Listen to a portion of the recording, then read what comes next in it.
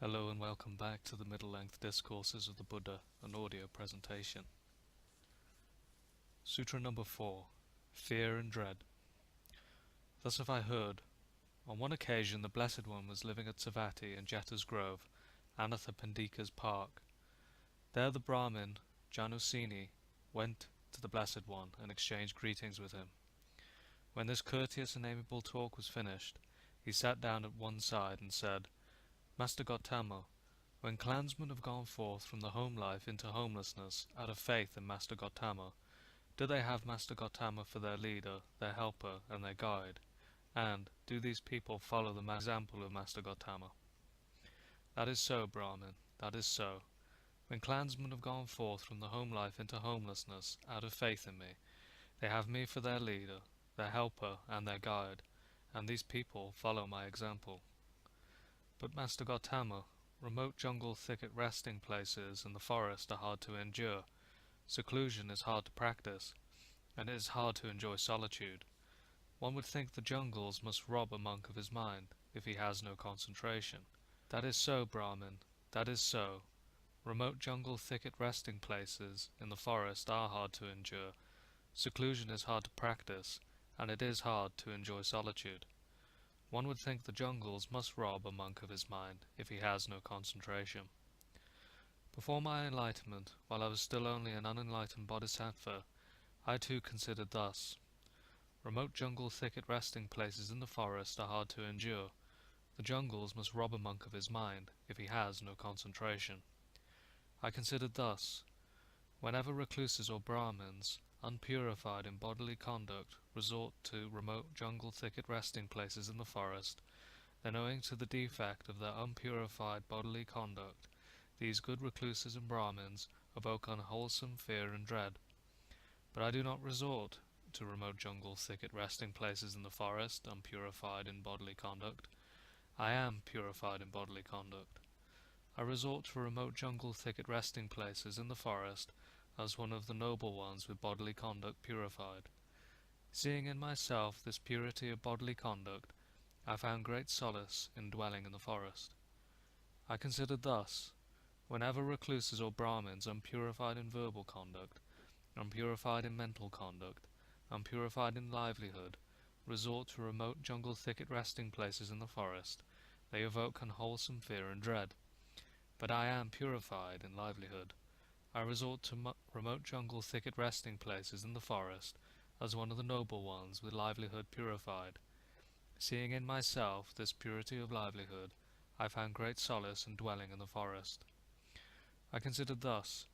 Whenever recluses or Brahmins who are covetous and full of lust, I am uncovetous.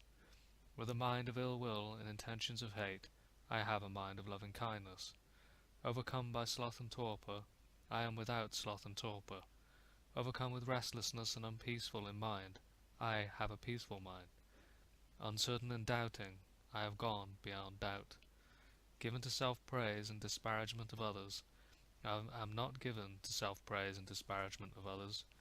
Subject to alarm and terror, I am free from trepidation. Desirous of gain, honour and renown, I have few wishes. Lazy and wanting in energy, I am energetic. Unmindful and not fully aware, I am established in mindfulness. Unconcentrated and with straying minds, I am possessed of concentration. I consider thus. Whenever recluses or Brahmins devoid of wisdom, drivellers, resort to remote jungle thicket resting places in the forest, then owing to the defect of their being devoid of wisdom, and drivellers, these good recluses and Brahmins evoke unwholesome fear and dread. But I do not resort to remote jungle thicket resting places in the forest devoid of wisdom, a driveller. I am possessed of wisdom. I resort to remote jungle thicket resting places in the forest as one of the noble ones possessed of wisdom.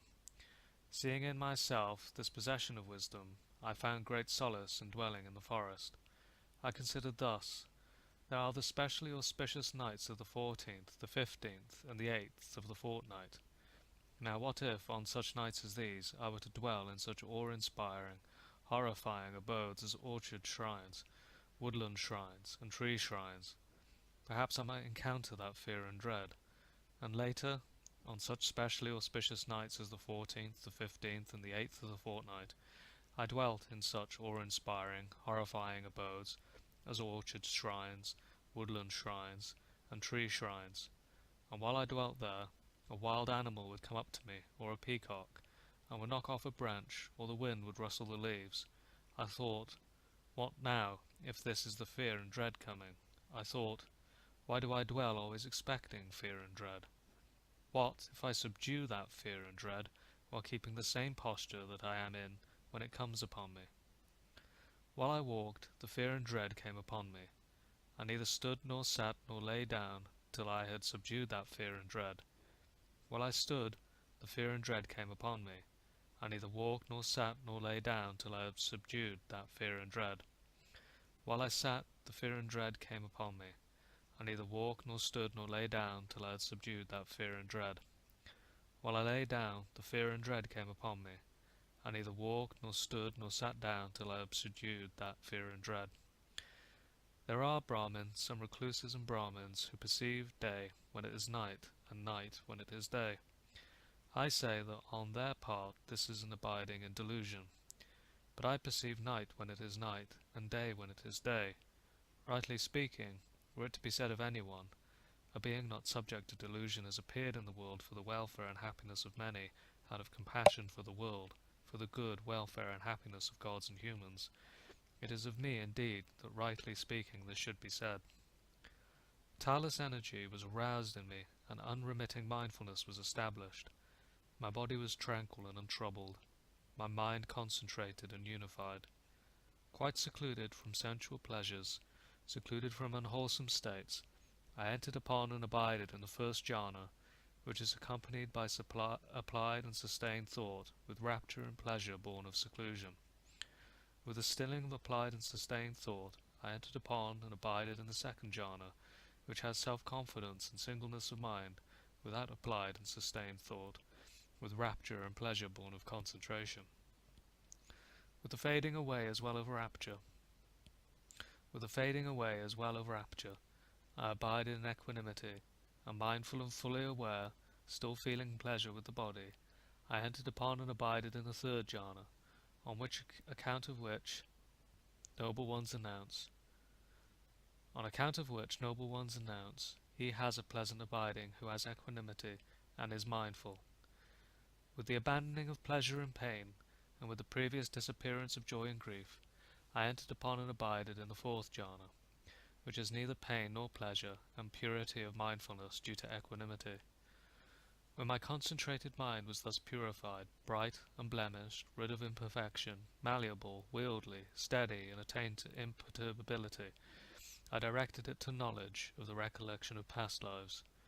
I recollected my manifold past lives, that is, 1 birth, 2 births, 3 births, 4 births, 5 births, 10 births, 20 births, 30 births, 40 births, 50 births, 100 births, 1,000 births, 100,000 births, many eons of world contraction, many eons of world expansion, many eons of world contraction and expansion. There I was so named, of such a clan, with such an appearance. Such was my nutriment, such was my experience of pleasure and pain, such my life term, and passing away from there, I reappeared elsewhere, and there too I was so named, of such a clan, with such an appearance, such was my nutriment, such my experience of pleasure and pain, such my life term, and passing away from there I reappeared here. Thus with their aspects and particulars, I recollected my manifold past lives. This was the first true knowledge attained by me in the first watch of the night. Ignorance was banished, and true knowledge arose. Darkness was banished, and light arose, as happens in one who abides diligent, ardent, and resolute. When my concentrated mind was thus purified, bright, unblemished, rid of imperfection, malleable, wieldy, steady, and attained to imperturbability, I directed it to knowledge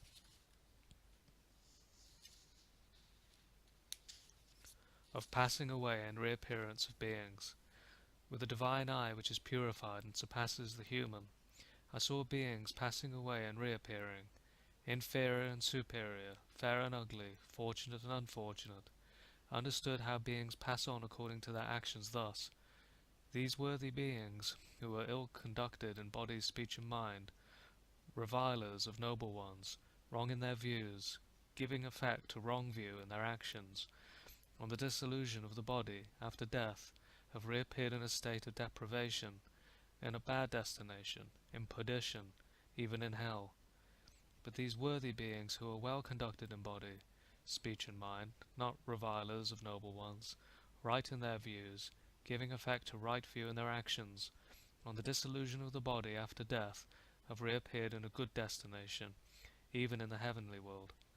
Thus, with the divine eye which is purified and surpasses the human, I saw beings passing away and reappearing, inferior and superior, fair and ugly, fortunate and unfortunate, and understood how beings pass on according to their actions. This was the second true knowledge attained by me in the middle watch of the night. Ignorance was banished, and true knowledge arose. Darkness was banished, and light arose, as happens in one who abides diligent, ardent, and resolute. When my concentrated mind was thus purified, bright, unblemished, rid of imperfection, malleable, wieldly, steady, and attained to imperturbability, I directed it to knowledge of the destruction of the taints. I directly knew as it is, this is suffering. I directly knew as it is, this is the origin of suffering. I directly knew as it actually is, this is the cessation of suffering. I directly knew as it actually is, this is the way leading to the cessation of suffering. I directly knew as it actually is, these are the taints. I directly knew as it actually is, this is the origin of the taints.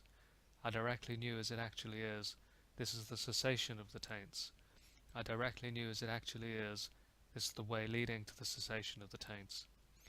When I knew and saw thus, my mind was liberated from the taint of sensual desire, from the taint of being, and from the taint of ignorance. When it was liberated, there came knowledge. It is liberated. I directly knew, both is destroyed, the holy life has been lived. What had to be done has been done. There is no more coming to any state of being. This was the third true knowledge attained by me in the last watch of the night. Ignorance was banished, and true knowledge arose. Darkness was banished, and light arose, as happens in one who abides diligent, ardent, and resolute.